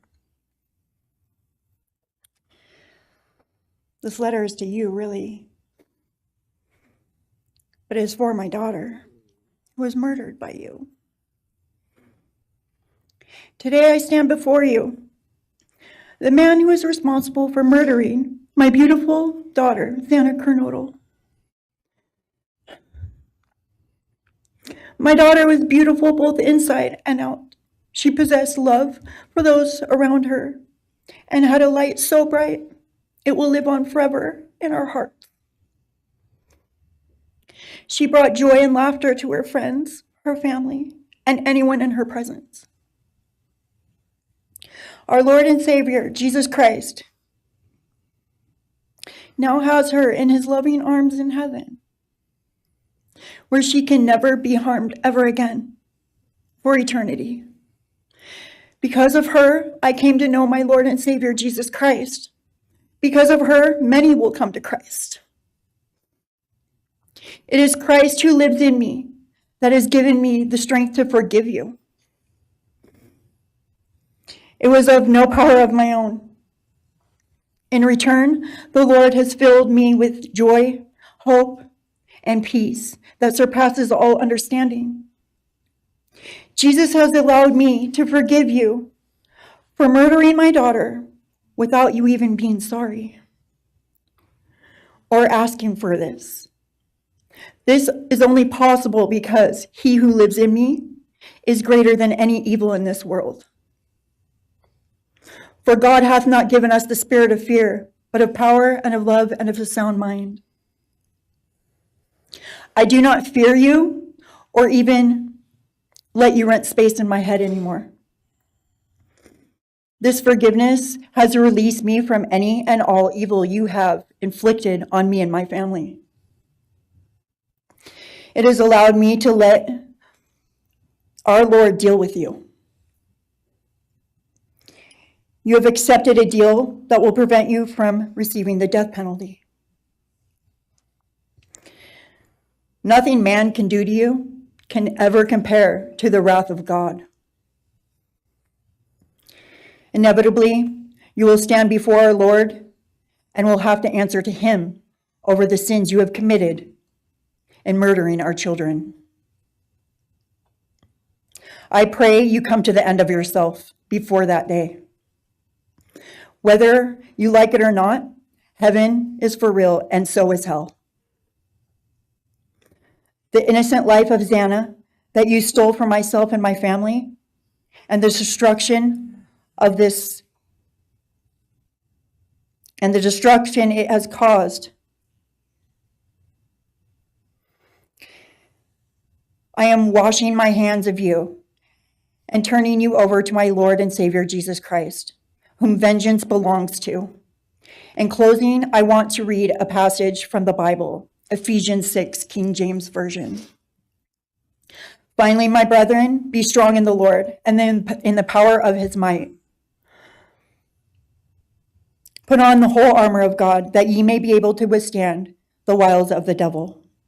For we wrestle not against flesh and blood,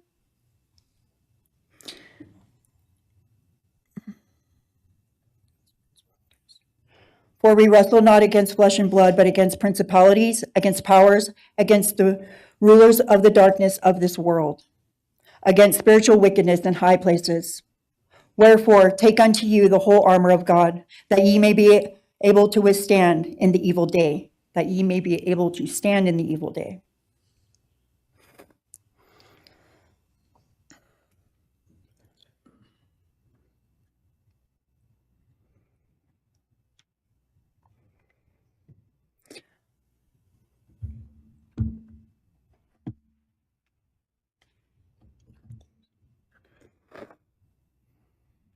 I'm not going to share memories of Xana or any more of the goodness of her with you, because I do not want that to be in your head. I don't want it to be in your head. You don't deserve that. You don't deserve our good memories that we have. I do pray for you. I pray that you come to the end of yourself. I pray that before this life is over, that you ask our Lord and Savior in your heart and to forgive you. I do pray for that. But after today, I wash my hands of you, and you are no longer a thing. Thank you. Thank you.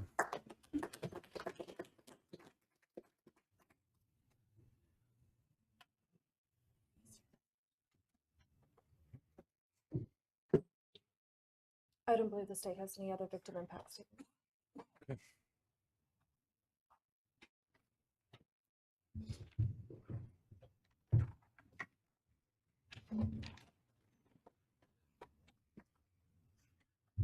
All right, state can argue.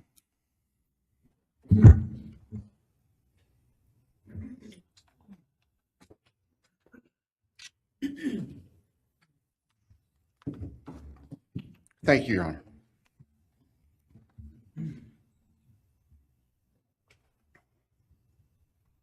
Just as a housekeeping matter to start, there will be the issue of restitution. That is, the documentation is being gathered, and we ask if the court would defer that for 30 days so we can present it in an orderly fashion and make sure it's comprehensive for everyone. Any objection to leaving restitution open 60 days? All right. Thank you, Your Honor.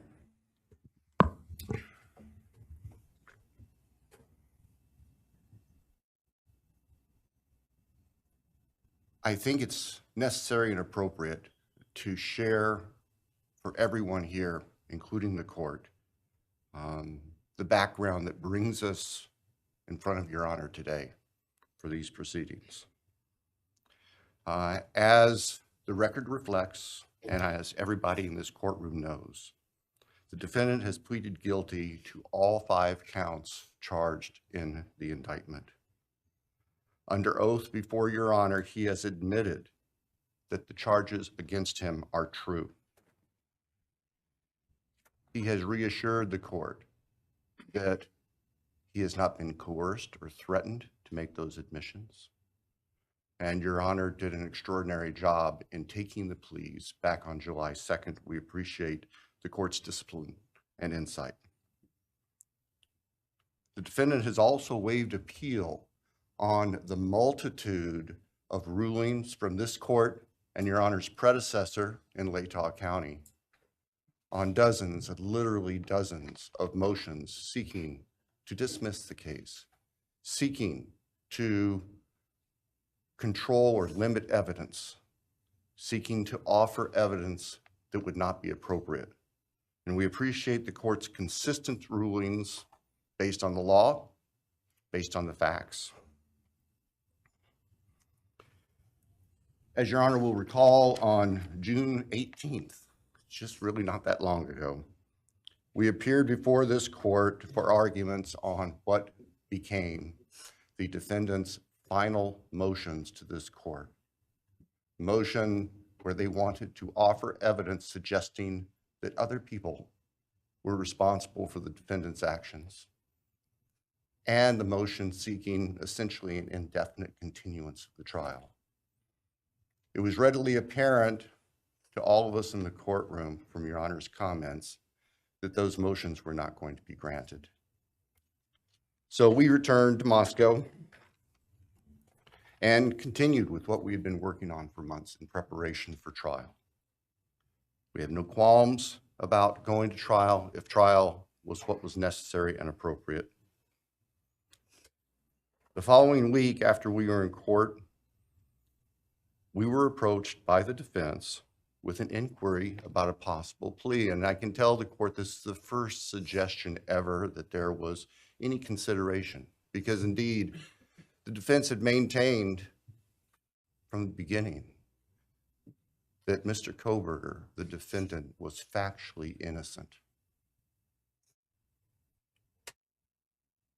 It's clear that the reality of the evidence and the case that had been investigated and prepared and that we were ready to present in court became a reality.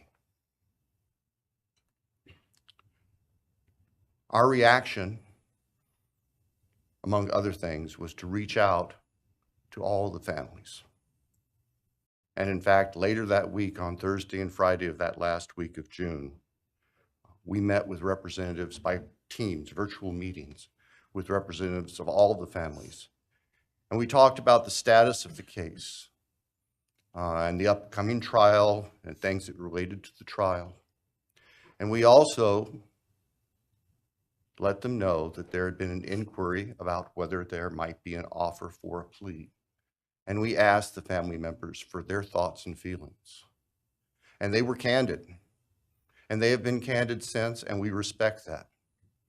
And we understand, recognize, and acknowledge that there was a difference of opinion among representatives of the different families. We understand that.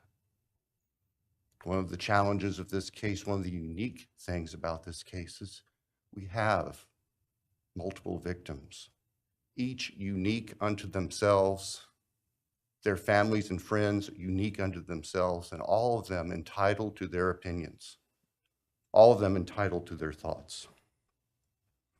Over the following weekend, our prosecution team,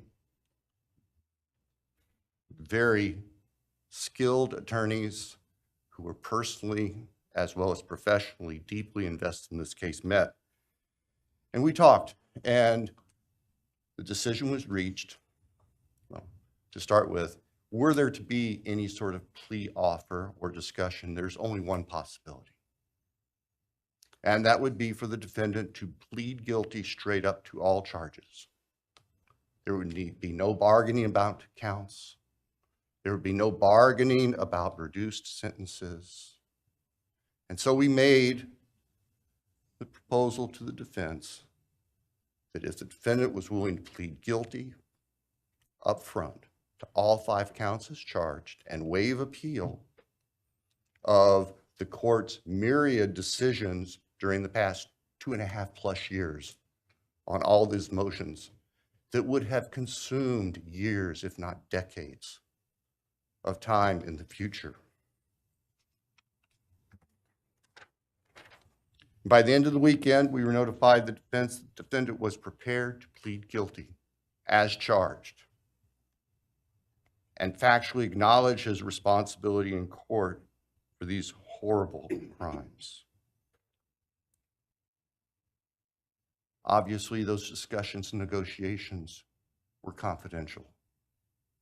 And as Your Honor noted, I believe, that was necessarily so, because if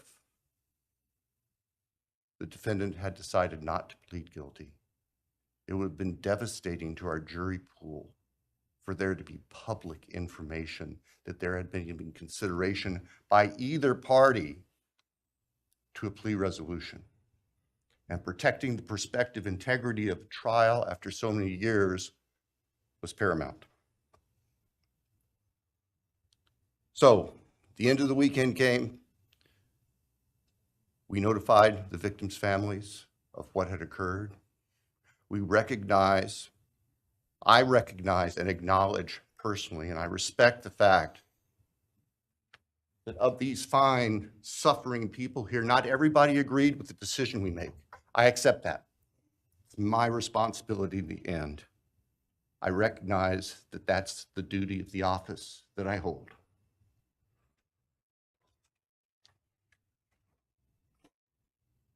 So now, it is time for the judicial system to impose final judgment and close the door on this chapter of these tragedies. As the court is aware, by the agreement of the parties, it is the state's prayer. Perhaps have the Elmo police turned on.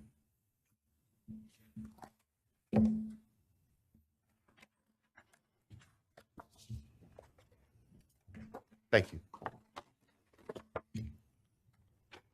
That on count 1, the felony burglary, that the court sentenced the defendant to the maximum period of 10 years fixed in the custody of the Idaho Department of Correction. Then on count 2,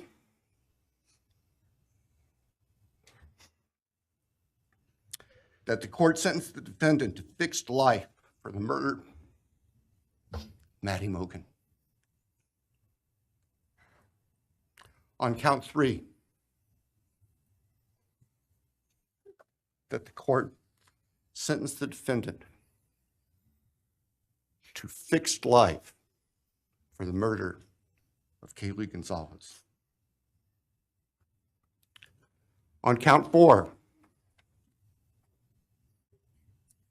the court sentenced the defendant to fixed life for the murder of Xana Kernodle. On count 5, that the court sentenced the defendant to fixed life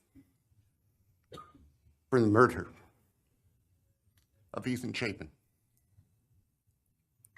And the state further prays that these sentences be ordered to run consecutively, back to back, not at the same time, to recognize and respect the unique individuality of each of these beautiful young people whose lives were taken brutally and for no reason.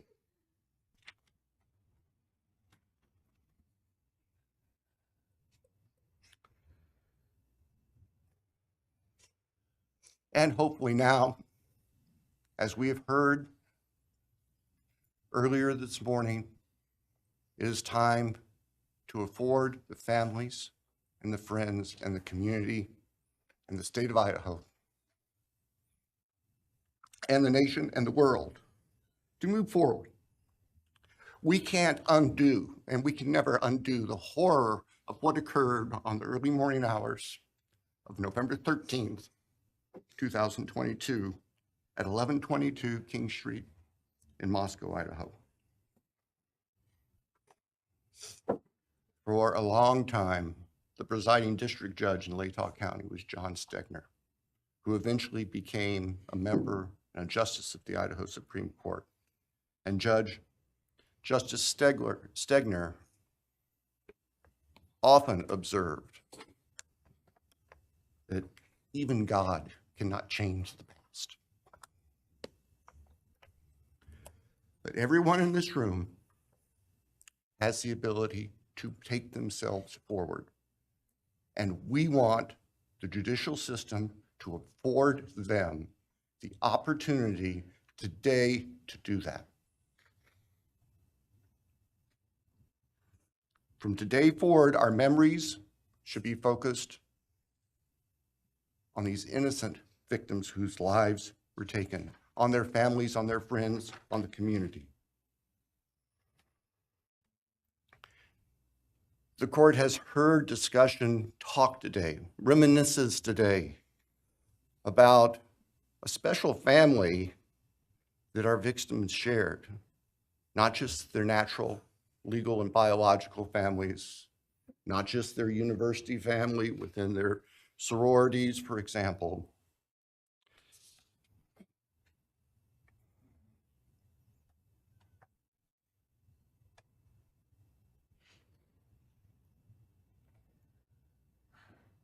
But this family. This is the picture taken on November 12th, 2022, of the special family of 1122 King Road. And you can see all 6 of these dynamic, vibrant, loving, special, innocent faces taken together just across the street from their residence, and barely 12 hours before 4 of them would be brutally murdered in their sleep. They've been described consistently as being bright, caring, vivacious, with futures we can only imagine now. But they were, and they remained, a special family that I think we should all recognize and appreciate. So it's time to move forward. There have been a number of statements directed specifically at the defendant today, I have one last thought. After Your Honor imposes judgment and sentences the defendant to spend the rest of his life in prison, in other words, sentence the defendant to die in prison, he's going to stand up in the belly chains and leg irons that he's wearing today, and he's going to be escorted into the custody of the Idaho Department of Correction. And the door will close behind him forever. That is the closure that we seek,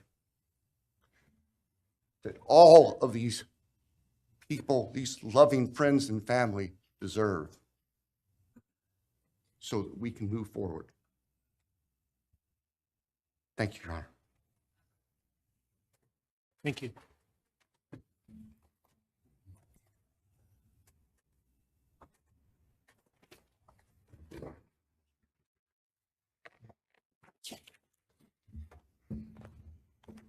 All right, does the defense have evidence to present today? Does defense wish to make argument today?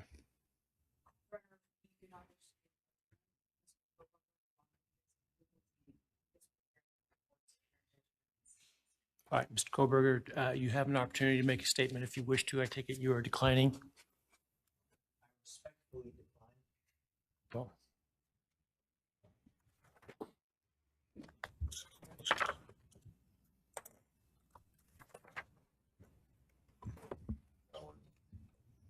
Please. All right, let me start this morning by acknowledging and thanking those that have come here today in support of their loved ones. And I appreciate your courage and your strength. And I hope that you are able to move on as best as possible. Thank counsel for the professionalism that they've exhibited throughout this case. It has been my great honor to preside in this case and to help bring, to the extent possible, some resolution and hopefully justice to this case.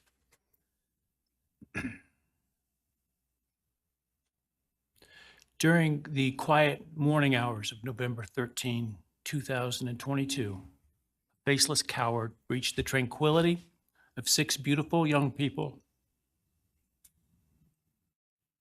and senselessly slaughtered them, 4 of them. Who committed this unspeakable evil was unknown for several weeks, but due to the killer's incompetence and outstanding police work by numerous local, state, and federal law enforcement agencies, the person that slithered through that sliding glass door at 1122 King Road now stands before the world and this court unmasked. This unfathomable and senseless act of evil has caused immeasurable pain and loss.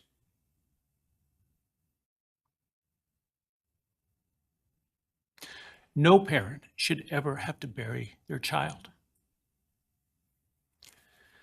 This is the greatest tragedy that can be inflicted upon a person. Parents who took their children to college in a truck filled with moving boxes had to bring them home in hearses lined with coffins. The loss this killer inflicted was not just the death of these people's children, siblings, grandchildren, as we've heard today. It has ripped a hole in their soul, destroying a special part of their very essence. Any person who is a parent defines themselves foremost as such.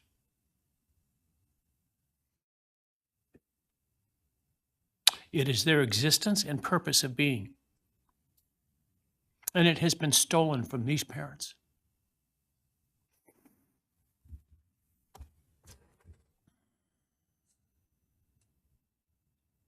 None of us have experienced the loss these victims have in the unspeakable way that they have. And therefore, none of us can, nor should we, question the way in which they have handled their loss.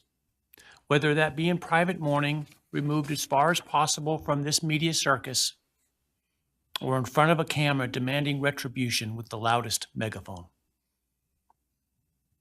I've listened intently to the stories and pain that have been shared today, with great awe at the courage and resilience of the surviving family members of those wonderful children. I've listened also to the surviving roommates, both in person and through their friends. And I can't think of how, frankly, courageous they have been despite the hell that they have faced by uncaring people who have come up with all kinds of crazy theories about two kids simply being kids. The parents, siblings, and other family members who have spoken today are designated as victims in our legal system. But going forward, I hope that they can shed that label, as it gives too much power to the evil that condemned them to that role. They are and should be known as survivors, fighters, and foremost as witnesses to the tremendous lives of value and unbounded promise of these four young people. But those speaking today and those who did not speak, but who carry this same burden, this same loss, now carry forward the memories of these now perpetually young people, these forever children. These survivors carry the responsibility of ensuring that the voices of these children, Maddie, Kaylee, Xana, and Ethan, are never forgotten, and the positive impacts that they have had on so many lives are never minimized, and that the love they shared, the light that they shined onto others, is forever celebrated. As we sit here today, this case is ending, and we are now certain who committed these unspeakable acts of evil, but we don't know, and what we may never know is why. I share the desire expressed by others to understand the why, but upon reflection, it seems to me, and this is just my own opinion, that by continuing to focus on why, we continue to give Mr. Kohberger relevance. We give him agency and we give him power.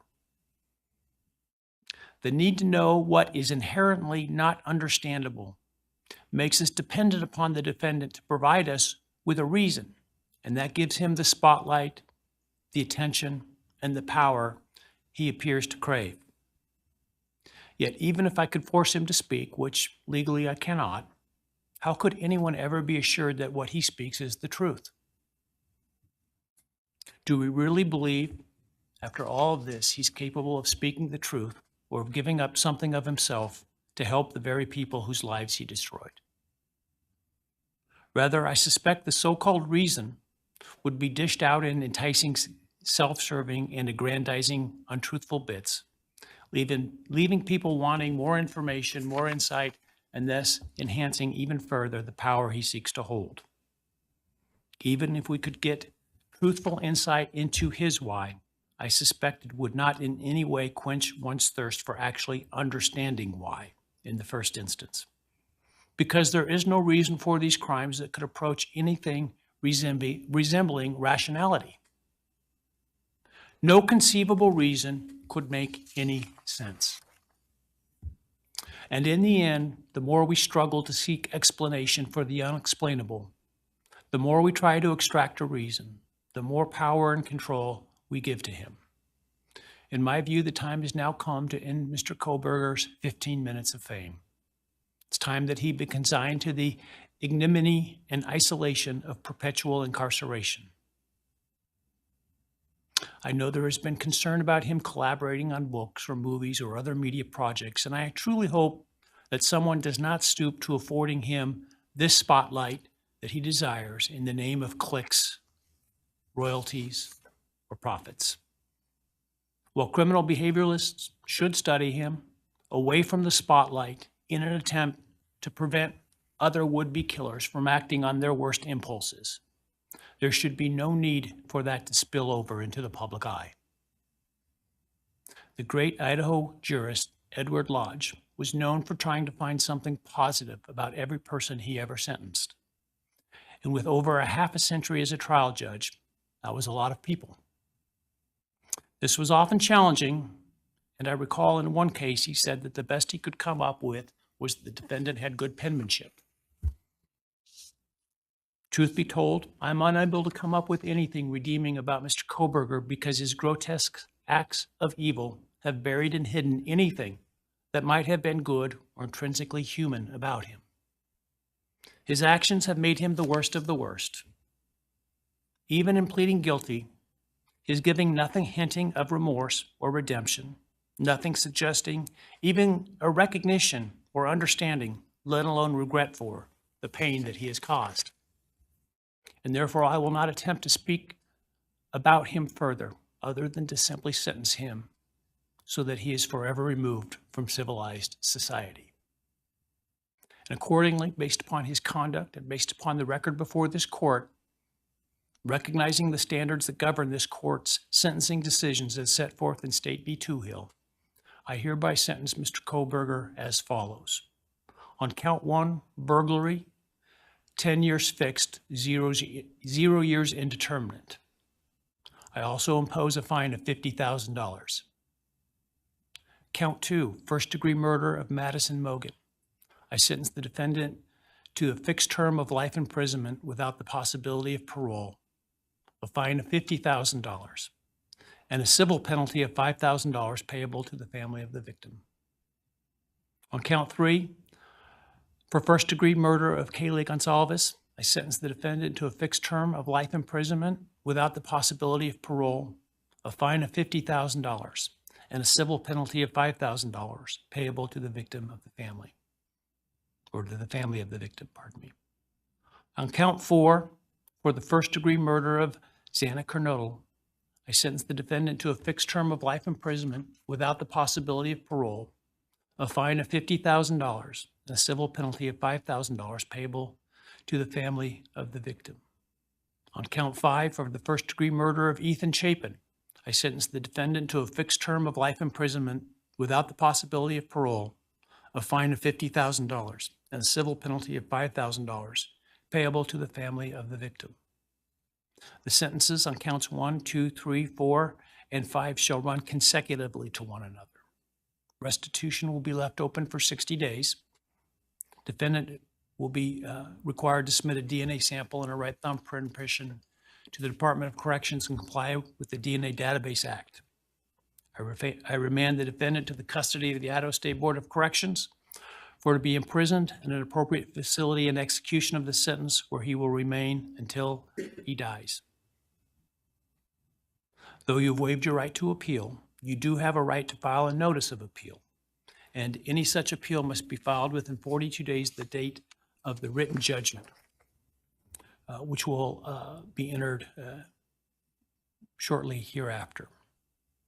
Though the appeal, you should be aware, may be deemed a violation of the plea agreement, and so I certainly suggest you discuss that with counsel if that is your desire. I ask the